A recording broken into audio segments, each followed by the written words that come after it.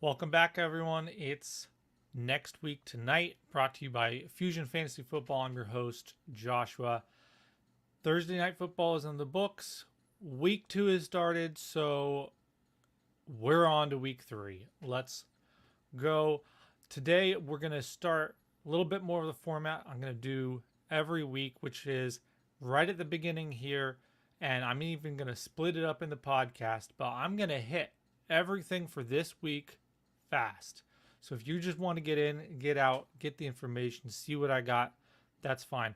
Don't forget, you can also go to the website fusionffb.com, and I will have all my notes, which maybe we'll say, hopefully I'll say in the video what's in my notes, but there might be some things in there that I don't even get to, details, stats, things like that that led me to my decisions. So you can go in there, you can see it, you can read it at your own pace, your own leisure. FusionFFB.com. All the links, podcast, video, and article form will all be there. And of course, follow on Twitter at FusionFFB. I said this was going to be quick, so let's go. Here we go. I'm minimized and we're off. Week 3. Again, if you don't know what next week tonight is, guys, we're literally a week ahead. Everything's a week ahead. We're doing streamers a week ahead. I'm trying to figure out who you should be adding before everyone else is talking about adding them next week. And after I hit this at the beginning, quick, we're going to go back through. We're going to fill in more details on why I picked who I picked. And then we're going to go back and we're going to look at how I did. For this week, it's just going to be talking about how I did on the ads. And next week, week 4, we'll actually be able to look back at the streamers I had for week 2 to see if they worked out. Now, streamers aren't a big deal yet, like you see here in this list. As we go through the season, I kind of shift what I focus or emphasize. Right now, a lot of ads, getting good players, letting go of bad players. All right, that's what we're looking at. So this week, who do you need to be adding? These guys I've not been hearing talked about nearly as much as they should have been. Donovan Peoples-Jones on the Browns, 11 targets, out-targeted Amari Cooper. And I know this is just going to happen sometimes. We never know. But I don't think it's a complete fluke. And guess who he's playing this week? Week 2, he's playing the Jets. And so in week 3, everyone's going to be trying to add him because I don't know why they were off of him. A few places mentioned him. I heard waiver wires and so on mention him as a possibility, but for the most part was not a priority ad. He's playing the Jets. All right, this is a go and get him target. All right, now very similar for next guy, Robbie Anderson. Guys, I already forgot. I'm supposed to be going fast. Robbie Anderson, Carolina, lots of targets, participation. Juwan Johnson, Saints. If you need a tight end deep, if we're really going deep, and this one's for Dynasty, Cade Otton, go pick him up in Dynasty. For trades, yeah, I said it last week, and I was not joking. Cam Akers, if you want to get my reasons why, stick around for the next part or listen to part 2 of the podcast. Hunter Renfrow, not scared, go get him. Week 3 streamers. So if you know you have a need at one of these positions because of injury, maybe Dak, you lost Dak. I'm like that in a 1 quarterback league where I didn't have a backup. I picked up Matt Ryan to play week 2, just like I said, streaming week 2, Matt Ryan, I'm going to be doing it. So Derek Carr, Geno Smith, if you know you need somebody. Wide receiver Kyle Phillips, great option, is an ad in his own right, even if you're not planning on streaming him, pick him up. Sonny Michel, he's the running, it's not Kelly, it's not Roundtree, it's not even Spiller, it's Sonny Michel. That's who you want as the backup and grinder. Hayden Hurst, picking on those Bengals, all right, and okay, if you want to pair him up, right, great option always to pick on the Jets. Okay, Eagles defense going against Washington and Wentz. I'm not sure if this is a revenge game or a validation for the Eagles. Revenge for Wentz. I don't know. That's it, guys. That was the whole thing. So hope you did what I said last week's show, because it would have worked out for you very well. And hope that these also work out for you. Hope you get these guys. And I will see you next week in week 4. All right. Now, for the rest of you who are sticking around,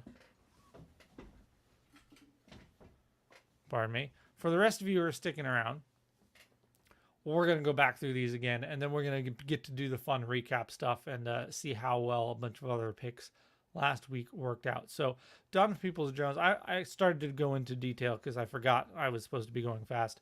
And I'm serious. I was just so excited about it because I wasn't hearing much about him. The work was there. What's not to like? He's facing the Jets. One thing I noticed about the Jets now, I know that, Brissett isn't Lamar Jackson. The Browns are not the Ravens. However, a lot of big plays, deep passes, and so on last week for the Ravens playing the Jets. Does that mean they're going to be a team that gives up big plays? Donovan Peoples-Jones is the right kind of player to do that.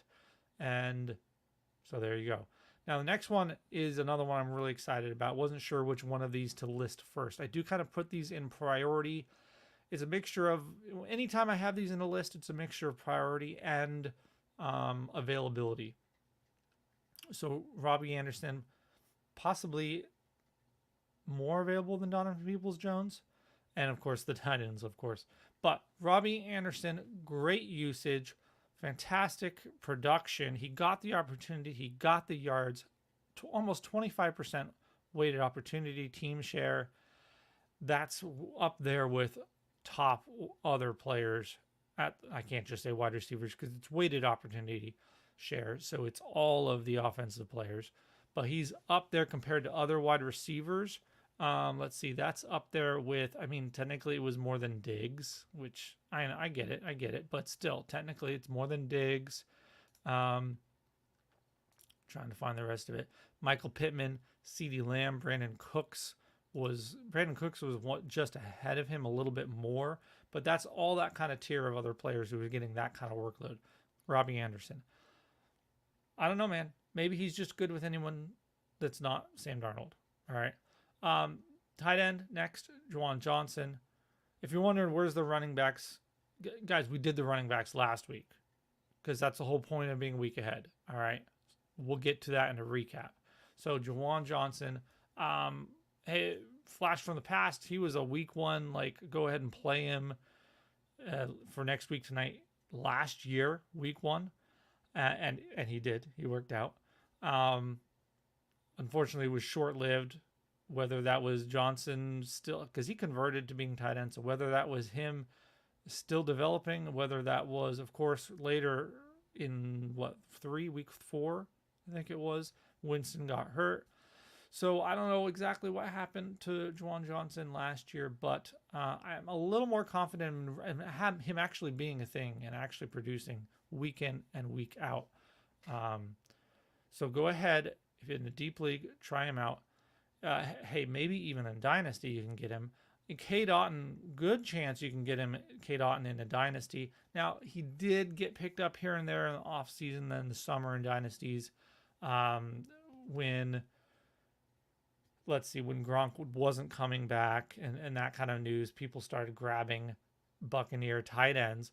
But here's the thing. I did a lot of notes on him, so be sure to check out the article for him. But I really dug into this one, guys. If you were excited about, remember Isaiah Likely, everyone excited about him with the Ravens, right? Well, the problem was, and I loved Isaiah. I loved his profile as college receiving production. The problem was he landed with the Ravens. And we've seen a couple different years now they've drafted these guys that I like the profile of, and then they disappear. But they actually seem to really like him, and everyone was, and maybe even will use him, especially with Brown being traded away. They need more weapons. Yeah, Duvernay was there, but like fourth option seems to be maybe likely 50% ish slot usage. Okay, all these things that are very positive, but he didn't really get much work. And we always know Mark Andrews is there, kind of capping him out. All those things are true for K. Dotton too, except his competition is Cameron Brate. That's not Mark Andrews. That's Cameron Brate. Guys, he's getting like 50% snap share, right? He had the highest snaps of any rookie tight end ahead of Likely, ahead of Bellinger. Not by much, but technically right there with him, a little bit ahead. Yeah, you saw him all game. And I think commentators mentioned this. He and the other Kefko, I can't remember his name. Not more of a definitely more of a blocking tight end out there and blocking well. So he's earning opportunity on the field. All it takes now is him to get some opportunity in targets, and I think he's going to do something with it. This is super under the radar. Nobody's thinking, because he literally didn't get a target, right? But he's on the target. He's on the field. So what else can you want? Yeah, 80% rep participation, 47% slot rate. That's what Brate did. Sorry, that's what Cameron Brate did. That's great. He did absolutely nothing with it. Got no opportunities out of it. I think maybe a target or two. I can easily see Kate Auden getting that opportunity and doing something with it. So in Dynasty, that's the guy. I love it. I was trying to pick him up in late in rookie drafts and so on, and I think I got him in one place, but I was able to add him later in others. Okay, so here it is, guys. Acquire Cam Akers. I wasn't kidding. I dug into it even more, and as the week progressed, the rest of the games were played. We saw the usage of many of these other running backs up at that 80% opportunity share, right? And that's what Darrell Henderson got. But what did he do with it? What did he do with it? Practically nothing. I mean, depending on how you calculate opportunity share, he wasn't as high as some were saying. Now, you'll see 81 or 82% opportunity share. That's just talking about opportunities for running backs. Usually that's what they're talking about when they use that percentage. In my weighted opportunities, he's right there with like Nick Chubb, Austin Eckler, a little bit better than the Michael Carter Breece Hall combo that got a lot of work together. Swift, Kamara, Hunt, Damian Harris. He's ahead of those guys, but he's below the Rashard Pennies and the James Connors and the Chase Edmonds. He's right at 21% weighted opportunity share. That's because he got 5 targets and he caught them for like 26 yards. He's not doing much with what he's getting is the point. Okay. My point is Darrell Henderson is mid. He's mediocre. He's nothing special. And the more they play him, the more that is going to be proven true. It's going to be evident. And the more Akers grows in confidence and in health, because he was beat up coming into the season too. All right. The more that he can get out there, the coaches were a little bit unhappy, but they were now talking today. I think I read they were praising him for responding well and all this stuff. Look, his chance, his opportunity will come. And you've heard me talking about how the recovery and everything, he's ahead of others like James Robinson, who went out and was getting all kinds of work last week. James Robinson does not care what you think or how long you think an Achilles tear recovery is supposed to take. He doesn't care. He doesn't care. That's what we get for underestimating James Robinson yet again. Anyway, Cam Akers, if Robinson can do it, Akers is younger by a year or two, and I think he's still talented. So I want to go ahead and go after Akers cheap. I'll take that risk. All right, Hunter Renfrow, go ahead. I know there's a lot of fear there, but Adams' usage. I talked about weighted opportunity share. My at least my formula for it, right? I'm pretty sure Adams was the highest. The highest. Double checking now. But yeah, 42.29% of the weighted opportunities on the team. And that's being calculated roughly. There might be a few loose opportunities out there for players that didn't make it onto the box score, onto the stat sheet. But anyway, pretty much among the relevant players, 42% for Devontae Adams, and Barkley was right below that at 42%. Saquon, by the way. That's a little bit unsustainable, especially, yeah, it just is. All right, so anyway, my point is, Carr was excited about using his shiny new toy. It's okay. It's okay. He'll get back to using Hunter Renfrow. It's going to be okay. So, if people want to freak out, bail, whatever, go get him. Top 30 wide receiver still. Okay. I wasn't sure whether to put on here. It's someone I'd keep an eye on. I just talked about the weighted opportunity share. David Montgomery, almost 34%. He's the next one. He's the third most, even more than Jonathan Taylor. Now, it's a share. The total number of opportunities was almost half of what Jonathan Taylor got. I think Taylor had the most at like 19 point something. Adams was 17, Barkley 14. Montgomery's down at like 10. Okay, he had a high share. It was a weird game, all around weird game. I would be interested on maybe in a contender, maybe in a redraft, but maybe in a contending dynasty in getting Montgomery cheap. Possibly. I'd be interested. I do fear Herbert. I like Herbert. I've brought up Herbert in the past, as we will see again. But I feel like he's still getting the work. Montgomery is still getting the work. And he'll be okay. So if you really just want a solid running back 2 or 3 for cheap, you could do worse than David Montgomery. That's all I'm saying. All right. Let's keep going. Week 3 streamers, the quarterbacks. There's not even much to explain here. It's Derek Carr versus the Titans. Now the Titans have a decent defense, of course, but I just feel like on the slate and as far as the matchups go, a lot of in week 3, there's a lot of bad teams playing a lot of good teams, and it seemed to me like I could play.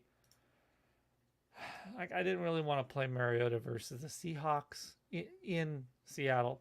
Okay, didn't really want to do that.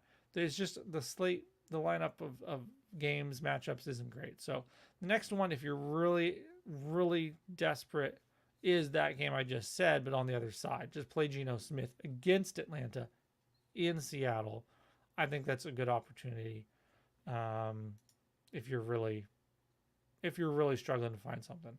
That's a pretty good one, I think. Okay.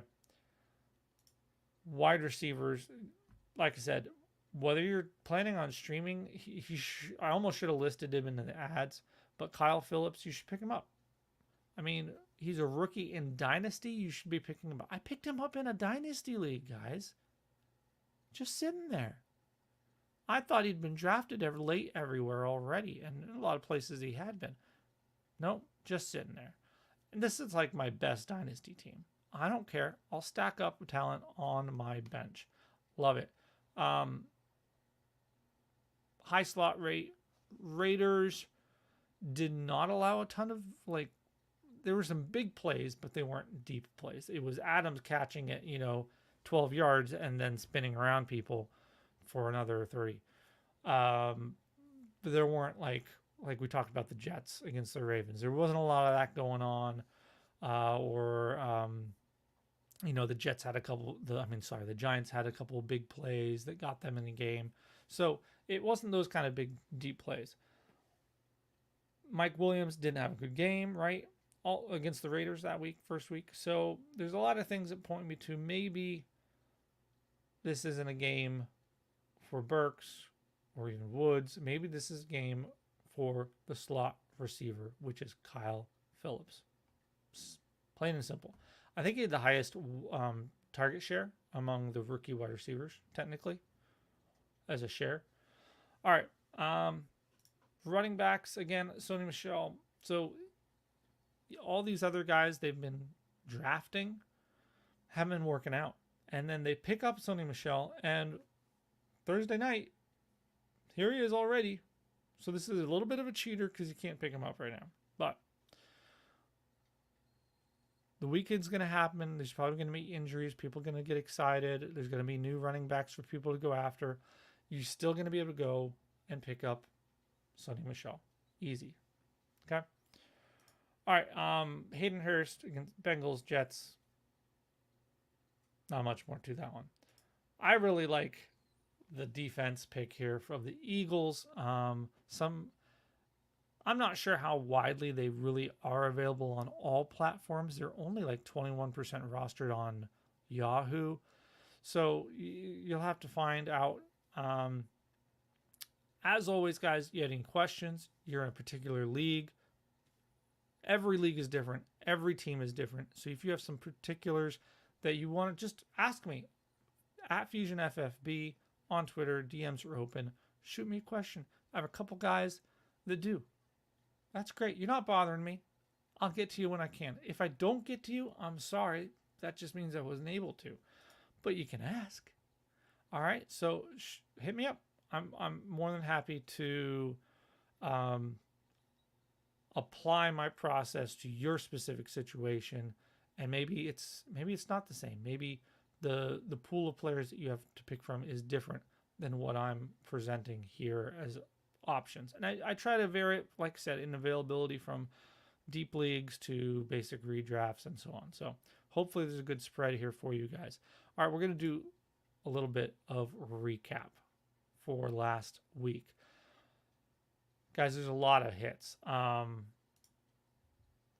wasn't sure how to go about it, but I know when I was looking through, I kind of added a column in the sheet here, and just to put down, W or lose, L for loss, and I have some N's in there, basically meaning like it didn't hit, but it wasn't bad, or we don't know yet, things like that. There's a lot of W's, and most of them are on. This was one of the first sheets from last episode. And I made a little Twitter post or thread about this, and I don't feel bad being proud about this. It's not because I didn't predict injuries. I'm not injury lapping injuries. That's not what this is. Everything on this list, at least for the top 3 guys, right, were all known situations. We knew that Elijah Mitchell struggles with injury. I said it on the show, right? Now, did I know he was going to get hurt? No. Did he get hurt in a completely different way than what he was been struggling with? Yeah, I think he did. But the point is, you can't call your shot if your take works out because of an injury. But if your take involved the risk of injury, then that was the shot. Jalen Warren, the same thing. We knew about this. Something with a Liz Frank foot injury with Najee. Is that what happened? It sounds like it wasn't. But is it pointing to a sign of more possibility of more re-injury? Yes. I know everyone's backed off of the Jalen Warren now because Najee is talking about playing this week. Back to normal. He's out there practicing. Okay, that's fine. The risk of re-injury, re-aggravation for the Liz Frank or whatever this new ankle thing is still there. I'm still worried about it. If they're telling you that it's just going to hurt his efficiency, well, that's the one thing he had to increase. He was already losing opportunity. Now he's losing efficiency. It's not going to be pretty, guys. And then the Rex Burkhead one was just kind of, honestly, if you've been around fantasy football and you've been paying attention, this happens all the time. somebody asked me straight up, who would you drop this or this for? And one of them was, are you going to drop Dameon Pierce? And I said no, because I think short term, yeah, I prefer Burkhead, I prefer Wilson, but by the time we get to the end of the season, I don't know what that'll look like. Dameon Pierce might be worked in at a full 50% share, and now Rex Burkhead, now you don't want either one. I don't know. But I wouldn't drop Dameon Pierce quite yet. But in the meantime, he was clearly a main option for them. I didn't know he was going to be the main guy. Whether it was it was working well, so they stuck with it, maybe. It wasn't really game script because they were winning, but I could see game script being an issue in future games where they're down and they're passing, and he's that guy, not the plotter, not the grinder, Dameon Pierce. Now, Dameon Pierce, to his credit, was used in college receiving. He may have that ability.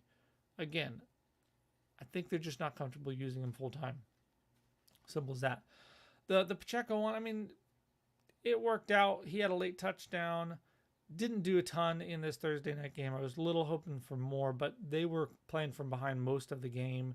So it made sense. McKinnon was in there a little bit more this week.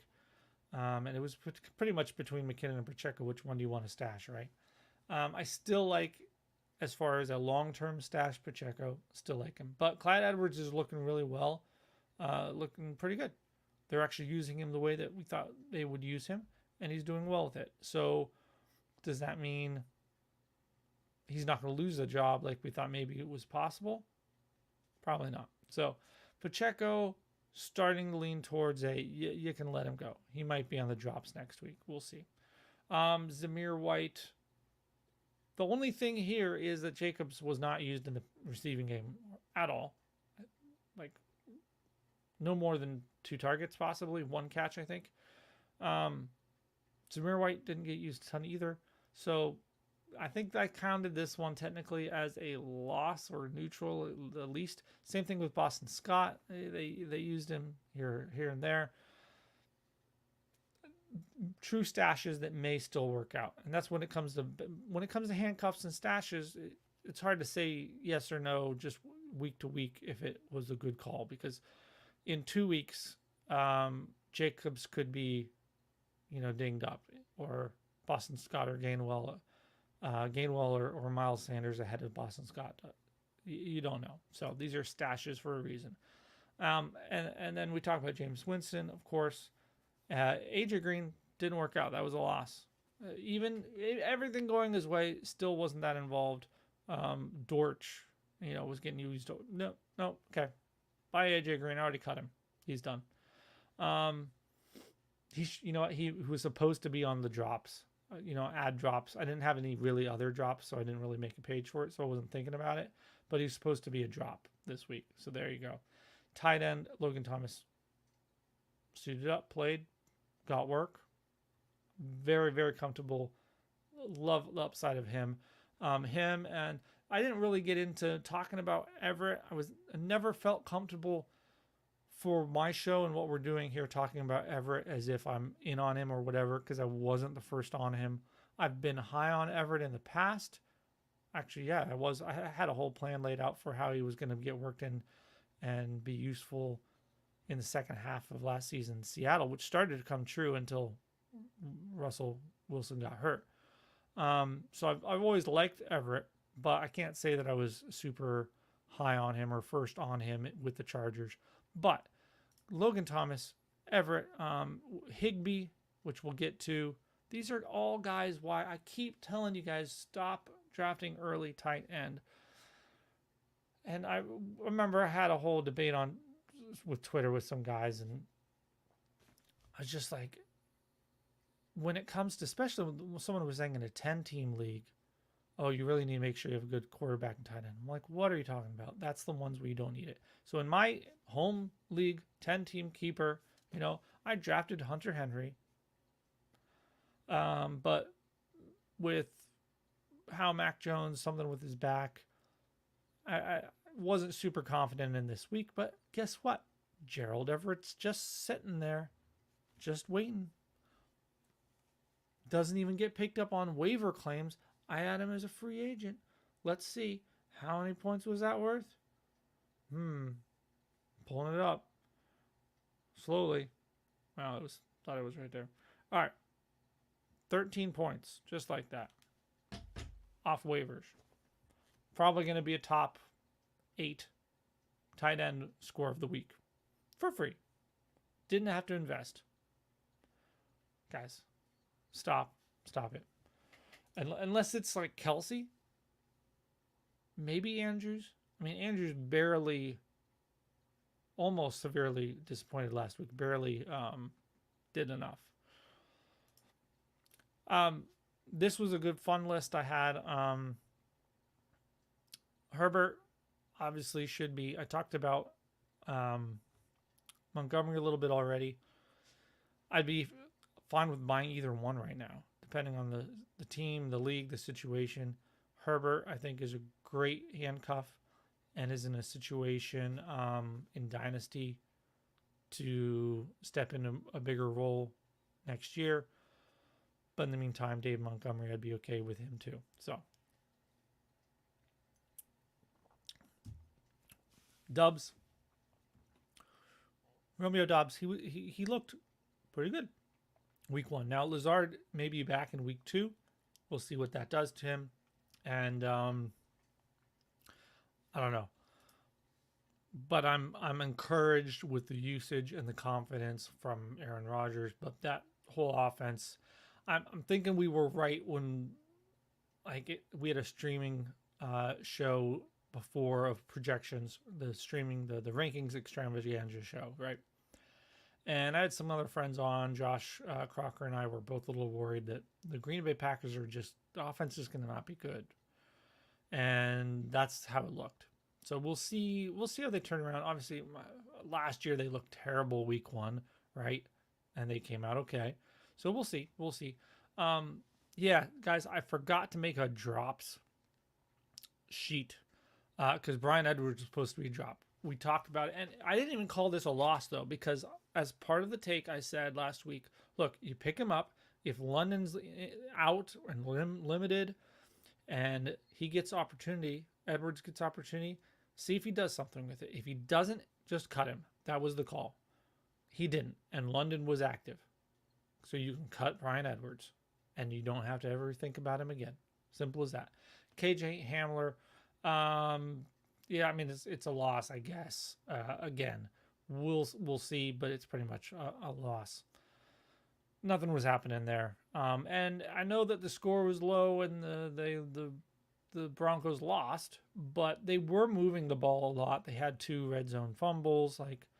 There was a lot happening there that could have really changed how things looked. Okay, so these are the streamers for week 2 that we talked about last week. These are all still valid, very, very valid. And all are streamers that I hear other shows recommending for this week. Again, I recommended it for you last week.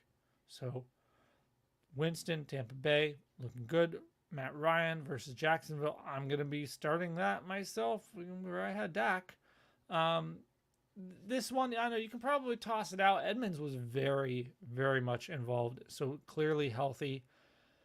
Mostert did get some run, but for the most part, I would probably avoid this one. So this is a loss. I don't think this, after looking back, it doesn't look like it's going to look nice.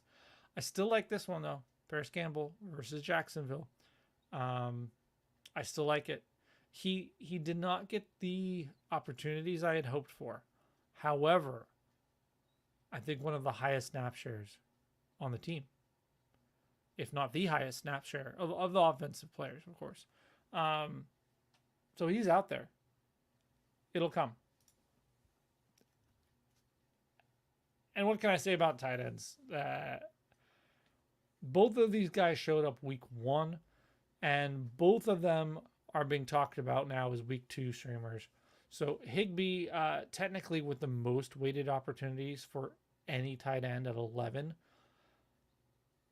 targets. I mean, yeah, at least one. I think 2 of those were throws at his feet to just kill the play. and he was the guy in the area, right? So it wasn't intentional grounding. Um, so, legitimately probably more like 9 targets. And several of them were just junky dump offs, even then when the Rams were struggling. So we'll see if he still is involved. Allen Robinson wasn't really getting going.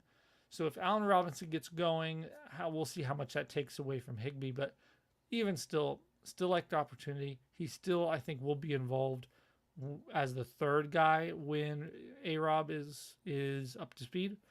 But I still like him. And if he can ever, at times, be the second guy, I mean, that what happened week 1 was the narrative, was the scenario I gave for how Higbee can work out for you, which was A-Rob isn't going to be, the second target from week 1, and Higbee has to step up.